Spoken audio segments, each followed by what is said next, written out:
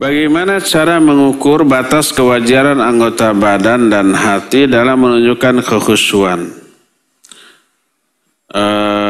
Merujuk ke materi bahwa anggota badan tidak berlebihan menunjukkan kekhusyuan.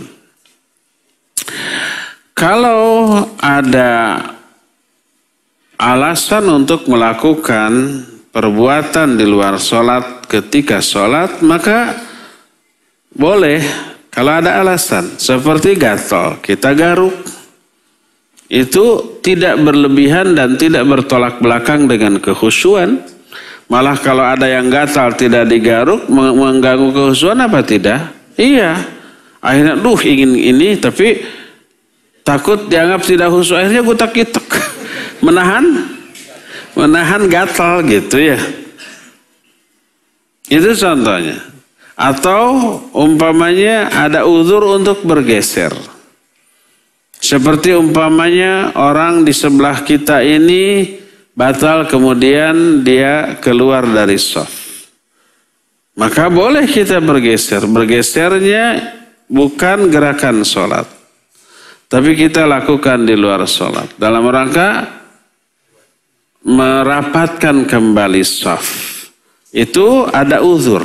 Ada alasan yang dibolehkan secara syar'i untuk bergerak. Sebagian ulama seperti Imam Malik rahimahullahu ta'ala mengharuskan, mewajibkan bergerak ke depan, ke belakang, ke kiri atau ke kanan dalam sholat dalam rangka mencari sutrah. Kalau umpamanya kita berjamaah masbuk karena ada uzur, lalu imam salam, lalu kita berdiri lagi 1 rakaat lagi atau 2 rakaat lagi. Orang di depan kita pergi. Bagi ulama yang mewajibkan adanya sutrah atau minimal yang mensunnahkan adanya sutrah, dia mengharuskan orang itu berjalan mencari sutrah. Baik ke depan, ke belakang, ke kiri ataupun ke kanan. Tidak semua ulama ikhtilaf. Tidak semua ulama sepakat. Ulama ikhtilaf. Syaikhul Utsaimin rahimahullahu ta'ala, beliau menyatakan kewajiban sutrah hanya di awal sholat.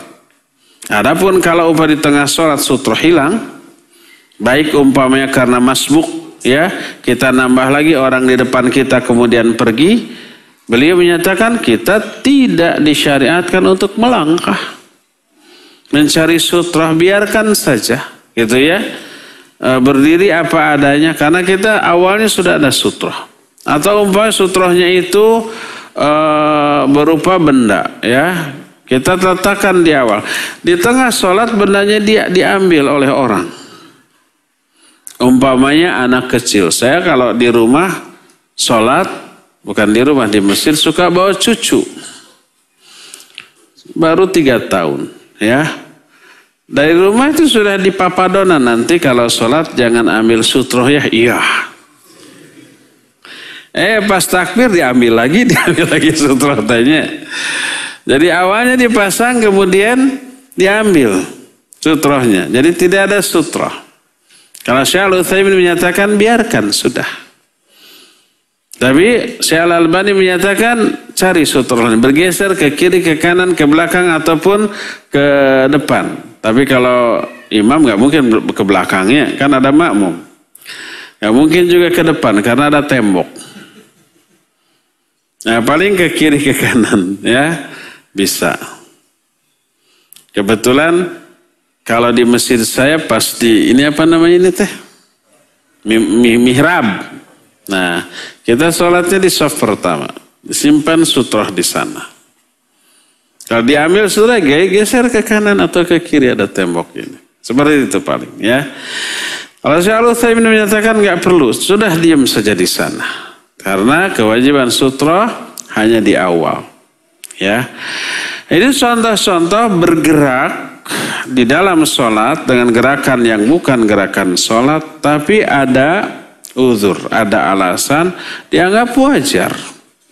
Yang tidak wajar adalah tidak ada alasan untuk bergerak lalu dia bergerak, ya. Seperti umpamanya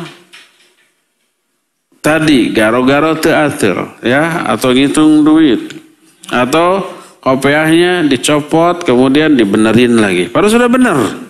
Kemudian ini biar nyangeyeng, biar ada alasan nanti dibenyeng lagi di sini. Itu adalah iseng, maka itu yang mengganggu kekhusyuan. Jadi kalau bergerak itu ada uzur, ada keperluan, maka boleh. Tidak mengganggu kekhusyuan dan tidak dosa. Adapun kalau tanpa uzur itu yang terlarang.